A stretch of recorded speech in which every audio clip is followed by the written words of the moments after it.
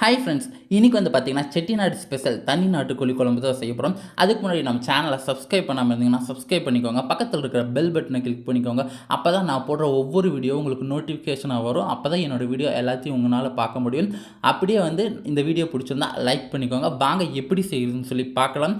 First வந்து ஒரு வடைச்சட்டி எடுத்து வச்சு மல்லி இருக்குது பார்த்திங்களா, மல்லியை வந்து வறுத்து எடுத்துக்கலாம். இப்போ இந்த நாட்டுக்கோழி குழம்புக்கு பார்த்திங்கன்னா எல்லா மசாலாவும் நம்ம வந்து இன்ஸ்டண்ட்டாக தான் அரைச்சி எடுக்க போகிறோம். எதுவும் வந்து ஃபஸ்ட்டு வாங்கி வச்ச மசாலாவை நம்ம யூஸ் பண்ண போகிறதுக்குள்ள எல்லா மசாலாவும் வந்து இன்ஸ்டண்ட்டாக அரைச்சி தான் எடுக்க போகிறோம். பட்டை வகைகள், மல்லி, சீரகம், சோம்பு, மிளகு எல்லாமே வந்து பார்த்திங்கன்னா நம்ம நல்லா வறுத்து எண்ணெயில் போட்டு வறுத்து காய வச்சு அரைச்சி மிஷினில் போட்டு அரைச்சி தான் வந்து மசாலா செய்ய போகிறோம். அப்போ தான் வந்து இந்த நாட்டுக்கோழி குழம்பு நல்லா டேஸ்ட்டு கொடுக்கும். ஃபஸ்ட்டு வந்து மல்லி வந்து அரைச்சி நல்லா அது ஒரு பிளேட்டுக்கு வந்து நல்லா வந்து மாற்றி காய வச்சுக்கலாம். அதுக்கு வந்து பார்த்திங்கன்னா அதுக்கப்புறம் பார்த்திங்கன்னா ஒரு சோம்பு வந்து போட்டுக்கலாம். அதே வந்து பார்த்திங்கன்னா நல்லா வறுத்தாச்சு. கடலெண்ணெய் ஒரு 2 டேபிள் ஸ்பூன் எல்லாத்துக்குமே கொஞ்சம் ஒரு 2 டேபிள் ஸ்பூன் அளவுக்கு கடலெண்ணெய் விட்டு லைட்டாக வந்து வறுத்து எடுத்துக்கோங்க. நல்லா வாசம் வர அளவுக்கு வறுத்து எடுத்துக்கோங்க. அதுக்கப்புறம் பார்த்திங்கன்னா சீரகம், மிளகு அதே வந்து பார்த்திங்கன்னா அதே வடைச்சட்டியில் நல்லா வறுத்து எல்லாத்தையும் தனித்தனியாக வறுத்து எடுத்துக்கோங்க. அப்போ தான் வந்து அதோட ஒவ்வொருத்தரோட டேஸ்ட்டும் வந்து நல்லா நம்மளுக்கு அந்த கறி குழம்புல வந்து கிடைக்கும்.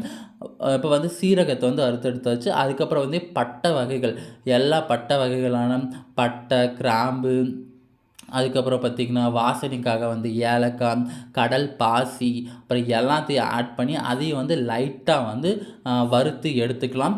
இந்த நாட்டுக்கோழி குழம்புக்கு நம்ம இன்ஸ்டண்ட்டாக அரைக்கிற மசாலா தான் வந்து ஹைலைட்டான டேஸ்ட்டுங்க. இந்த நாட்டுக்கோழி குழம்பு எங்கள் அம்மா சூப்பராக செய்வாங்க. எப்போ செஞ்சாலுமே இன்ஸ்டண்ட்டுக்கு அப்போதைக்கு மசாலா அரைச்சி சூப்பராக செய்வாங்க. நாங்கள் நாட்டுக்கோழி குழம்புக்கு இது வரைக்கும் கடையில் வாங்கின மசாலா தூள் யூஸ் பண்ணதே இல்லை. ரொம்ப டேஸ்ட்டாக இருக்கும். எங்கள் அம்மா செய்கிறது கைப்பட அரைச்சி மசாலா செய்கிறது ரொம்ப ரொம்ப டேஸ்ட்டாக இருக்கும். அதை நான் உங்களுக்கு ஷேர் பண்ணணுன்னு நினச்சேன், அதான் ஷேர் பண்ணுறேன். பார்த்துட்டு நீங்களும் இதே மாதிரி மசாலா அரைங்க. எல்லாத்தையும் அரைச்சாச்சு. இதுக்கப்புறம் பார்த்திங்கன்னா நம்ம வந்து வரமிளகா ஒரு 12 வரமிளகாய் எடுத்துக்கலாம். அதையும் வந்து பார்த்திங்கன்னா ஒரு 2 டேபிள் ஸ்பூன் கடலெண்ணெயில் வந்து நல்லா வறுத்துக்கலாம்.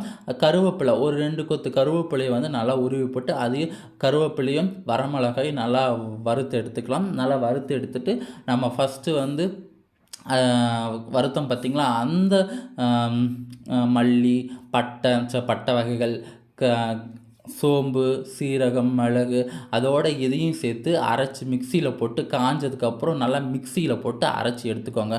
இதுக்கப்புறம் பார்த்திங்கன்னா அதே வடைச்சட்டியில் பார்த்திங்கன்னா உங்களுக்கு தேவையான அளவுக்கு பார்த்திங்கன்னா சின்ன வெங்காயம் இருக்குது பார்த்திங்கன்னா, சின்ன வெங்காயம், பூண்டு அதெல்லாம் வந்து பார்த்திங்கன்னா நல்லா ஒரு எண்ணெயில் வந்து நல்லா வறுத்து எடுத்துக்கோங்க. அப்புறம் தேவையான அளவுக்கு வந்து ஒரு 4 தக்காளி மேக்ஸிமம் 4 தக்காளி போட்டுக்கோங்க. 4 தக்காளி நல்லா அரிஞ்சு போட்டுக்கோங்க. அரிஞ்சு போட்டு அந்த நல்லா அந்த எண்ணெயில் வந்து நல்லா வறுத்து எடுத்துக்கோங்க ஃப்ரெண்ட்ஸ். இந்த மசாலா வந்து பார்த்திங்கன்னா ரொம்ப ரொம்ப நாட்டுக்கோழி குழம்புக்கு ஒரு டேஸ்ட்டு தரக்கூடியது. இதையும் வந்து பார்த்திங்கன்னா நல்லா எண்ணெயில் வறுத்துட்டு அந்த சூடு ஆற விட்டு நல்லா மிக்சியில் போட்டு அரைச்சி எடுத்துக்கோங்க ஃப்ரெண்ட்ஸ். இதுக்கப்புறம் நீங்கள் எந்த டெக்ஸால் வந்து கறி செய்ய போடுறீங்களோ குழம்பு செய்ய போகிறீங்களோ அதை வந்து எடுத்துக்கோங்க. நாம் பார்த்திங்கன்னா இன்றைக்கி 1.5 கிலோ சேவக்கறி எடுத்துருக்கோம். 1.5 கிலோ அந்த சேவல் வந்துச்சு. எங்கள் வீட்டில் வளர்த்த சேவல்.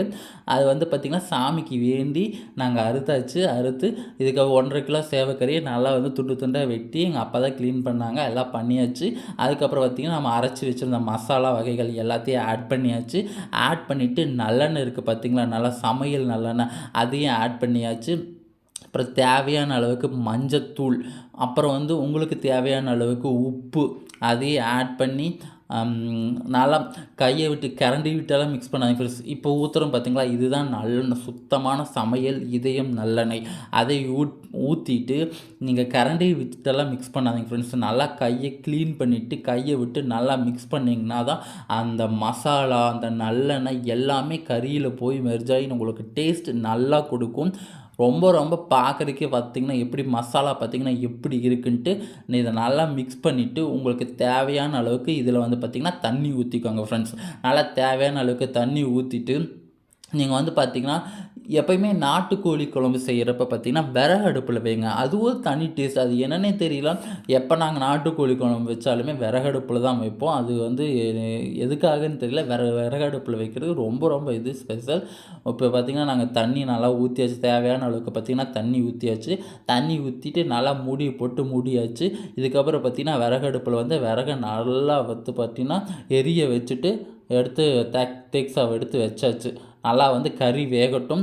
ஒரு ஒரு வேகிற அளவுக்கு விட்டுட்டு நல்லா மூடியை திறந்து பார்த்தா, பார்க்கவே ரொம்ப ரொம்ப அந்த எண்ணெய் பார்த்திங்கன்னா, நல்லெண்ணெய் நான் ஊற்றின எண்ணெயில் பார்த்தி அப்படியே சைடாக இருந்துச்சுங்க. ஓரமாக சுற்றி சைடாக இருந்துச்சு. கறி நல்லா கொதிச்சு, குழம்பு நல்லா கொதிச்சு வந்துச்சு. கறியும் எடுத்து பார்த்தோம், நல்லா வெந்துடுச்சு. கரண்டி விட்டு நல்லா மிக்ஸ் பண்ணி விட்டாச்சு. லாஸ்ட் அண்ட் லீஸ்ட்டாக வந்து நம்ம அரைச்சி வச்சுருக்க தேங்காய் சாந்து இருக்குது பார்த்தீங்களா, அந்த தேங்காய் சாந்தை வந்து இப்போ ஆட் பண்ணிக்கலாம். தேங்காய் சாந்து வந்து நீங்கள் தேங்காய் அரைச்சி வச்சுருப்பீங்க பார்த்தீங்களா, அந்த தேங்காய் சாந்தை இப்போ ஆட் பண்ணி நல்லா மிக்ஸ் பண்ணி விட்டுக்கோங்க ஃப்ரெண்ட்ஸ். அதையும் நல்லா மிக்ஸ் பண்ணி விட்டுட்டு ஃபைனலாக வந்து பார்த்திங்கன்னா, ஒரு டெக்கரேஷனுக்காக வந்து கொத்தமல்லி அண்ட் புதினா இலையை நல்லா கட் பண்ணி வச்சுருப்பீங்க பார்த்தீங்களா, அதையும் வந்து மேலே நல்லா தூவி விட்டுட்டு, இதுக்கப்புறம் பார்த்திங்கன்னா உங்களுக்கு இது தேவைன்னு ஆட் பண்ணிக்கோங்க. அது என்னென்னு பார்த்தீங்கன்னா, தேங்காவை வந்து நல்லா பொடியாக கட் பண்ணி வச்சுருக்கோம். அது வந்து பார்த்திங்கன்னா உங்களுக்கு தேவையான ஆட் பண்ணிக்கோங்க, இல்லை ஸ்கிப் பண்ணிடுங்க. இது வந்து எங்கள் அம்மா ஸ்பெஷலாக எப்போ நாட்டுக்கோழி குழம்பு செஞ்சாலுமே இதை ஆட் பண்ணுவாங்க. உங்களுக்கு தேவையான ஆட் பண்ணிக்கோங்க, இல்லைன்னா ஸ்கிப் பண்ணிடுங்க. இதுக்கப்புறம் வந்து அடுப்பை விட்டு நல்லா இறக்கி வச்சிடலாம் ஃப்ரெண்ட்ஸ். இதுக்கப்புறம் வந்து என்ன வேலைன்னா, சாப்பிட்ற வேலை தான் மிச்சம். அதனால் வந்து இலை கிடைக்கவே இல்லை ஃப்ரெண்ட்ஸ். அப்புறம் எங்கள் பக்கத்து வீட்டில் ஒரே ஒரு தலவாழை இலை மட்டும் கிடச்சிது. அதுவும் லைட்டாக கிழிஞ்சிருது. அது நான் தட்டில் போட்டு எப்படியும் மேனேஜ் பண்ணிட்டேன். சாப்பாடு போட்டு குழம்பு ஊற்றியாச்சு. டேஸ்ட் பண்ணி பார்த்தேன் ஃப்ரெண்ட்ஸ். ரொம்ப ரொம்ப சூப்பராக இருந்துச்சு. பார்க்கவே வந்து ரொம்ப டெம்ப்டிங். எனக்கு குழம்பு செய்ய எப்போ தான் வந்து அது வீடியோ எடுக்க எப்படா சாப்பிட்றோன்னு சொல்லி இருந்துச்சு. ஆனால் சாப்பிட்டு பார்த்தேன் ஃப்ரெண்ட்ஸ். ஐயோ, எப்படி சொல்கிறதுனே தெரியல. ரொம்ப ரொம்ப டேஸ்ட்டாக இருந்துச்சு. ஸ்பைசியாக செம்மையாக இருந்துச்சு. நீங்களும் உங்கள் வீட்டில் வந்து நாட்டுக்கோழி குழம்பு செய்கிறப்ப இது மாதிரி இன்ஸ்டண்ட்டாக மசாலா அரைச்சி செய்யுங்க ஃப்ரெண்ட்ஸ். அதுவே ஒரு தனி டேஸ்ட்டு, ஹெல்த்தியும் கூட. மசாலா அரைச்சி செய்யுங்க. அந்த எப்படி இருக்குதுன்னு சொல்லிவிட்டு கமெண்ட்டில் கூட கமெண்ட் பண்ணுங்கள். ரொம்ப ரொம்ப டேஸ்ட்டாக இருந்துச்சு. கறி நல்லாவே வெந்திருந்துச்சு. நல்லா எலும்போடு கடித்து சாப்பிட்றதுக்கு ரொம்பவே ஜூஸியாக இருந்துச்சு. And then bye friends. Next வீடியோவில் பார்க்கலாம். பாய்.